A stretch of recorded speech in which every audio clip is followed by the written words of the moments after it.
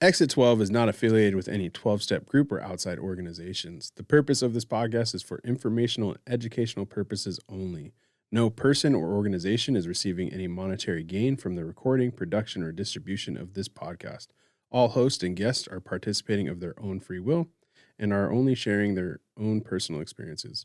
Subjects discussed in this podcast may be triggering for some individuals. Listeners' discretion advised.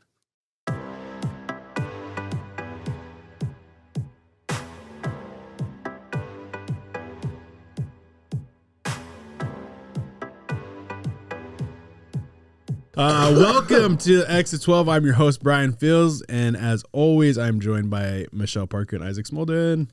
Woo! Oh, we're still here. Yeah, we're still here. Yeah. Woo. If you are in need of homeless or at-risk youth services, you can come to my house, 300 North Willow Street, downtown Wasilla. Plenty of services to be interacted with. Come see us even if you just have questions.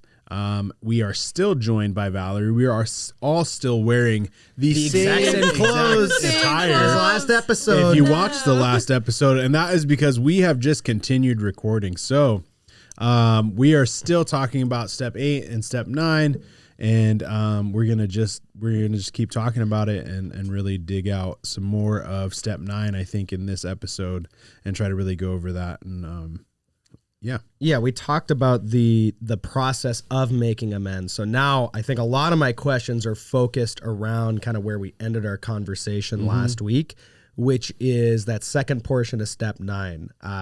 Except where to do so would injure them, them being the person you're making amends to, or others, and also kind of the concept that we were talking about where maybe it would hurt me to make those amends. So let's get into it. How do you make that judgment call? I feel like, again, this is where you may be leaning on your You don't know. It's the other person. Yeah. It's solely up to them. You're reaching out. Well, it's not necessarily solely up to them. Like, there has to be some insight there. You know what I mean? Yeah. But really, you lean on the knowledge and wisdom of your sponsor. Right. In those situations. If you have like a questionable situation where you're like, I think I could. And then you explain what it would be, and they're like, well. But also it also depends on timing, right? Mm-hmm. So is it the time? You're not gonna go and make amends in the middle of a grocery store just because you see one person that you made a wrong to. Hey buddy, guess what? I'm sorry. I'm selfish and self-centered. I'm selfish and self-centered, and I treated you really bad. You're not gonna do that. Yeah. Right. So it just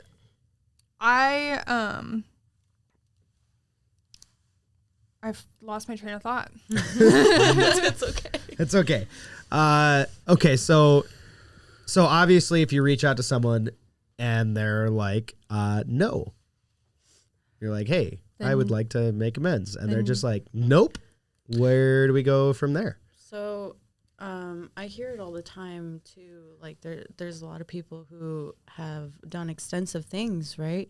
And they try to make amends to people, but they're not willing to because they feel that it's going to open the wound again.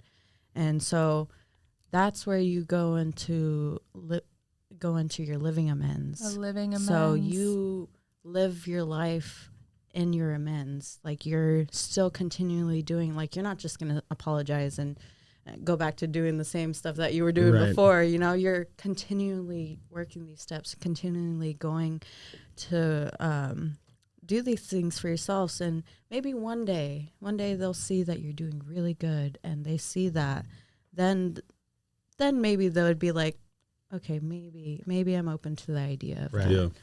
I had to do that with my son's mom because every time, I tried to flirt with the idea of it, and every time it was brought up, it would just turn into a fight. It would just turn into this thing that was back and forth. And so I made a decision that was all right, I'm going to continuously just try to show you that I'm a different person. And then maybe we can sit down like adults and have that conversation when you can believe that. Right. And we're working on 6.5 years, and there's still some times where I think she's waiting for the other foot to drop. Right. And that's just the reality of the things that I've done and the things that I have to face. from my past. You know, I think my sister, she just this last year sent me a box that had all of my mom's belongings that she had passed to me.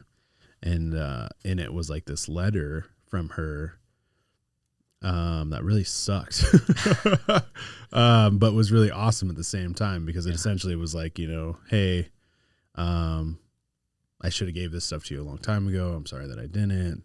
When you got sober, I just didn't know if you were really going to be sober. And like, I'm like 5 years sober at this point. And so like, even at that point, right. And so living amends can be super huge and kind of like just are one of those things that you can kind of do if it's just, you know, like that wound is just too big, you know what I mean? But it also can turn into an excuse.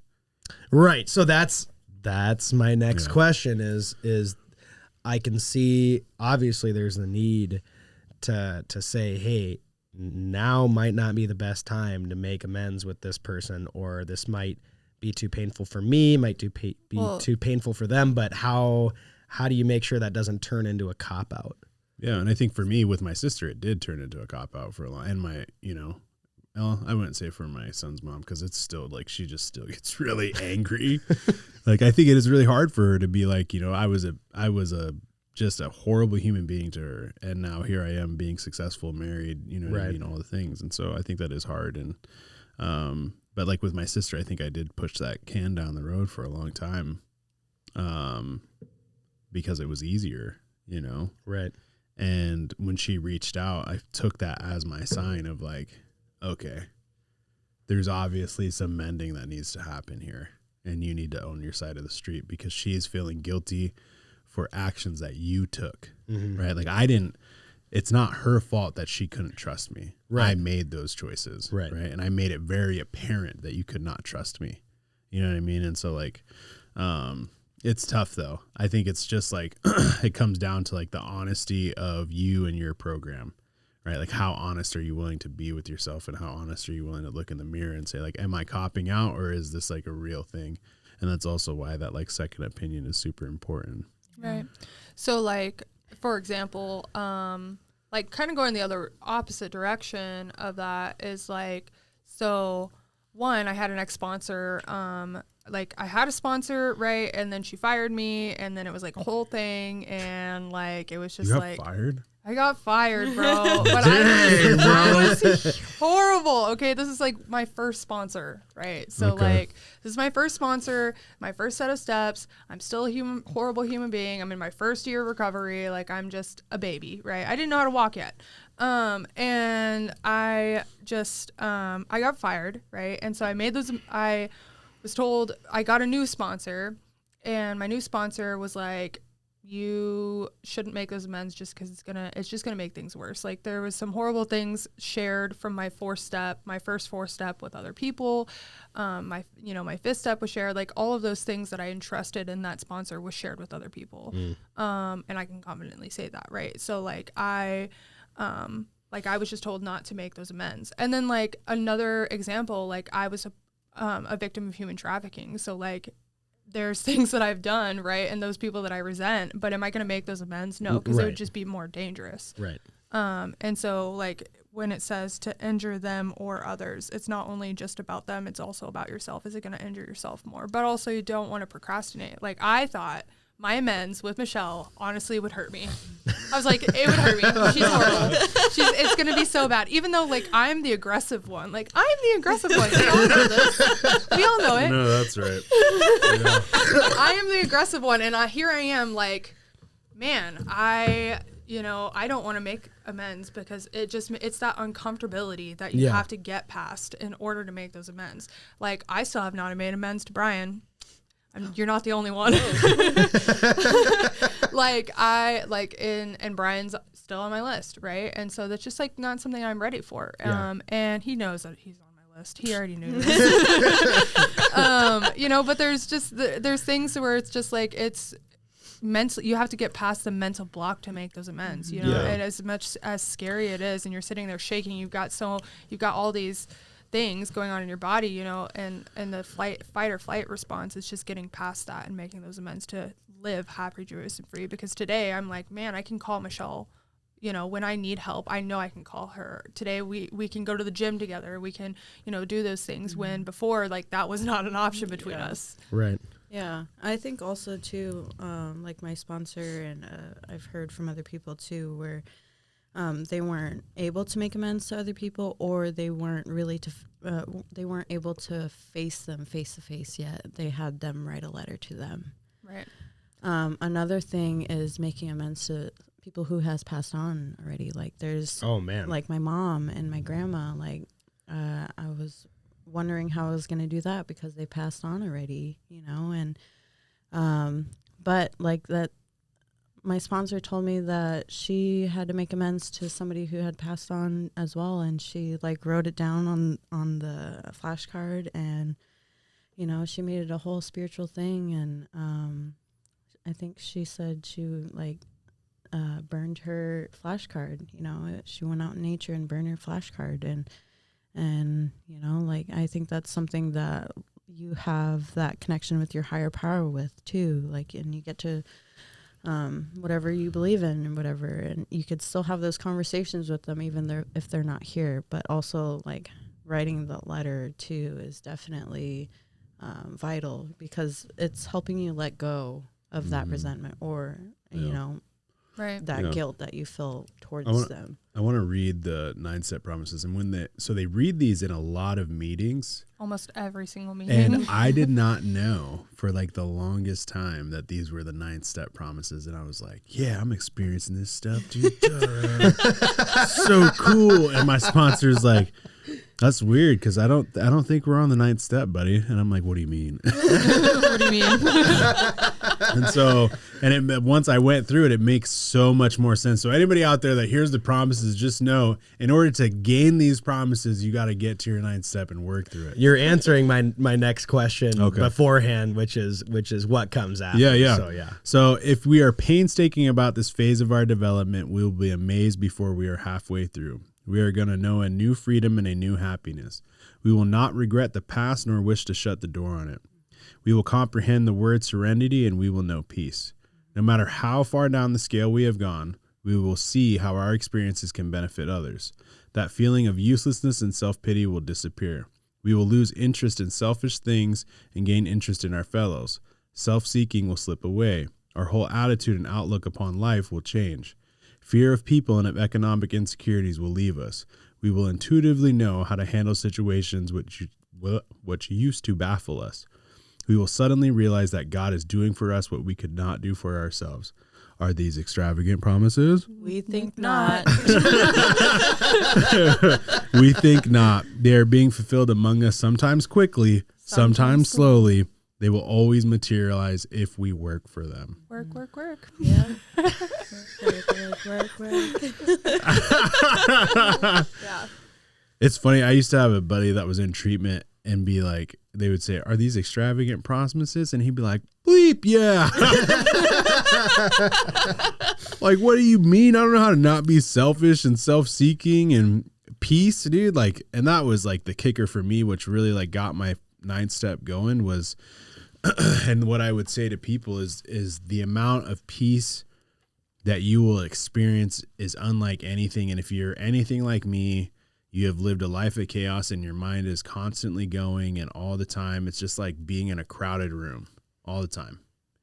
And when I wake up in the morning, it's not like that anymore. I mean, I have my days where it's like that, especially with all even when you're working a double at resident. Yeah, especially with like all this stuff going on, you know what I mean? But for the most part, like I have peace. Mm-hmm. Like I have peace of mind when I go to bed. I have peace of mind when I wake up. I have peace of mind when I'm interacting with people. And I've never knew what that was like. And I really hate other people that have, because I'm like, this is like the best kept secret to mankind. And you just did not give it to me, dude. So. And no, I love this, the 9-step promises for sure. Especially like when it says, we'll intuitively know how to handle situations which used to baffle us. Like there's some things that happen in my life that, it would be like, invigorating or whatever, and it would make me so mad that I just want to drink, and I would just go and leave and party and whatever. Drink about it. And because I didn't have the coping tools, right? I didn't Yeah. have any of that. And so like learning all of these steps and then being able to like not hold those resentments, and it really has made me handle situations a little bit more lightly. Like there's moments where I argue with my son's dad, and like he'll try to raise his voice and argue with him. I'm like, I'm not trying to argue with you, you know? Yeah. I'm more peace and calm about everything in my Yeah, I'll life just now. leave the situation. I'm Yeah. like, deuces, we Yeah. can Deuces. revisit this later, Yeah, buddy. like I could tell that this See you is- at 9. Yeah. Yeah, like I could tell that this conversation isn't going the right in a right direction. So I'm gonna take a step back. I think you should take a step back too, Yeah. and we'll revisit this Which another is time. super hard when you have somebody that has, like, if you're having an interaction like that with somebody that is also been like traumatized, Yeah. because they can't let it go, Yeah. right? Like they can't just be like, Absolutely. okay, yeah, let's say that sounds good. Let's take a time out. No, yeah. dude, I'm gonna They're chase like, after you. What do you mean we can't talk about this right now? no, Yeah, literally. which is super tough, but Yeah. Like you could, especially if you could tell like it's gonna cause harm eventually. yeah. We're getting to a point. Yeah, we're getting to Yeah. the tipping point for sure. But yeah, I mean, This reminds me, like, I hesitate to even use this analogy because it might be very specific to me. But when I'm officiating, like when I'm reffing, something that they like teach you when you're kind of like coming up and doing the more advanced stuff is, I think it's natural to worry like, what if I miss this call? What if I, see this wrong or call something that isn't there? And what they tell you is, if you are in position and doing what you're supposed to be doing, you're not going to make those mistakes. yeah, So if you are working step 1, step 2, step 3, step 4, you're willing, then you don't have to worry about what if I screw this up? What if I'm selfish? What if I revert back to this? What if I relapse? Because you're doing everything that you're supposed to be doing. And that gives me like, We're not at 10 yet. dang it, am I jumping too far forward I again? mean, not really. I think it's a good, segue into 10 a little bit, but it is though. Like I had buddies teach me very simple and basic. Yeah, we're getting into step 10. I'm sorry. I gotta call it. I gotta call it. I gotta call it. I'll back off then. But I feel like that it's easy for me to see why that would grant peace, because then it's not up to me. Well, then it's not up to me. Well, And I've done my part. Right. Yeah. And so, like, I kind of want to use myself as an example here. Like, we all disagreed. Like, I used to be the aggressive one. And, like, today, like, I can safely say that not a lot of people see me being aggressive anymore. A lot. Like, I'm allowed back in today. Like, I'm not trespassed anymore.